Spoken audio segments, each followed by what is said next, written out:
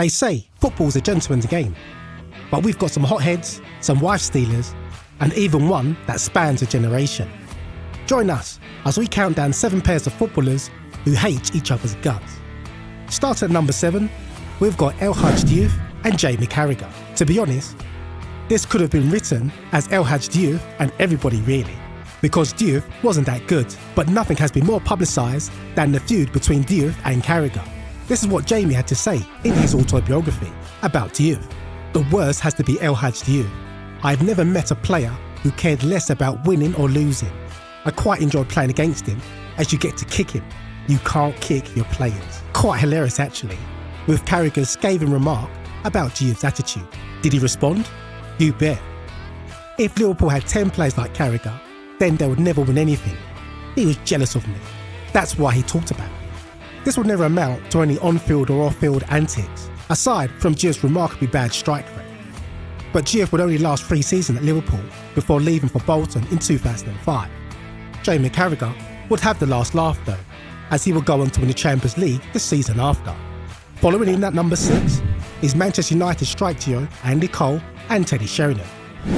The 2 strikers would join up at United during the 1997 season and cook up a devastating partnership. However, this wasn't without a strained relationship between the two. It dates back to Cole's England debut 2 years earlier in May 1995, when Andy Cole was substituted in place of Sheringham. As Sheringham left the pitch, it appeared that he snubbed a handshake with Cole, which left Cole embarrassed.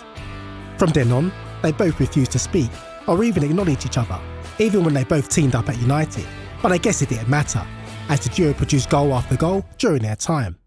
It's not uncommon for teammates to fall out, but it's highly unusual for them to form such a successful partnership. Recently, Andy Cole's been quoted saying that they've at least settled their differences after their playing career. So, all well that ends well, I suppose. Craving more football drama, epic feuds, and unforgettable moments on the pitch? Don't miss out. Subscribe now and stay in the loop. Next up in number 5, a love triangle between Thibaut Courtois and Kevin De Bruyne.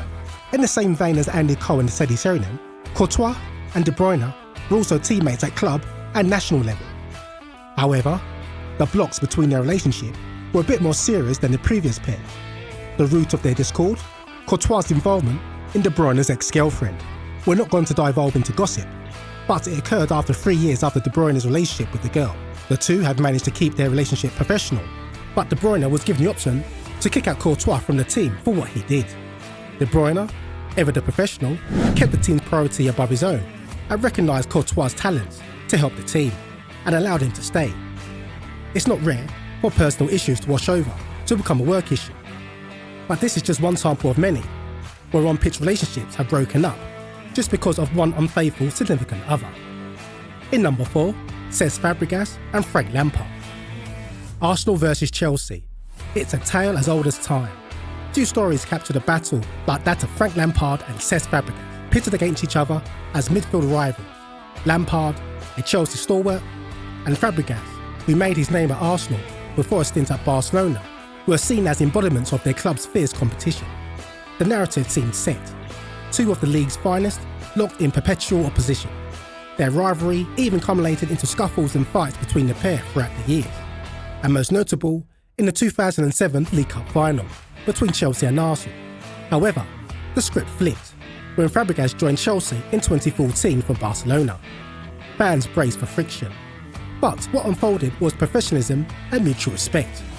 Lampard and Fabregas didn't just coexist, they thrived, combining their experience and intelligence to fortify Chelsea's midfield. Did they really have a fierce rivalry?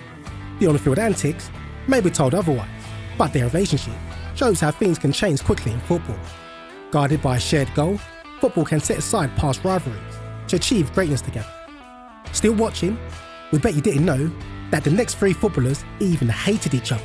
Next up at number 3, yet another love triangle, as a saga between John Terry and Wayne Bridge. The root cause this time?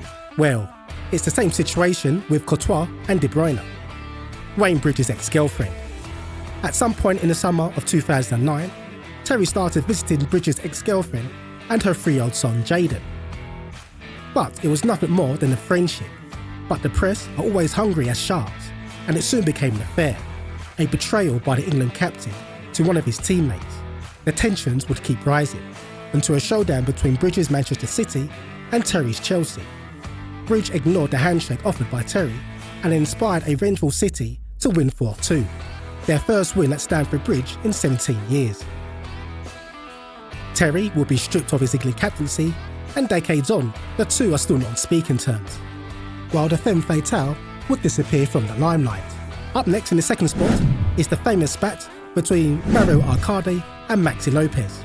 There seems to be a pattern with the footballers on this list. A lot of relationship troubles, eh? Just several months after Wanda Nara divorced Lopez in 2013, Mario Icardi pounced on the opportunity and married his national teammate's ex-wife.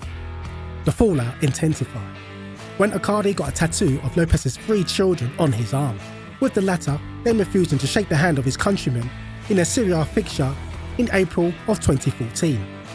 And in another episode of the Wanda Derby, more like the Wanda soap opera, Lopez bypassed Icardi again before the kickoff, as Torino stunned Inter, winning 2-1 at the San Siro. However, recently, Lopez has been quoted saying, "I've forgiven Icardi and have no problems with him," and chose to move past the public feud and on to better things. Respect to you, Maxi. And finally, at the number 1 spot, it's Zlatan. Got to be Zlatan. Zlatan Ibrahimovic and Rafael van der Vaart. Ibra is crazy. And if he says something, you best have 2 reactions. Laugh or be scared for your life. Van der Vaart might have picked the second option. During his time at Ajax, when his teammate Ibra threatened to break his legs, the two are now retired, but still it's a point of friction between them.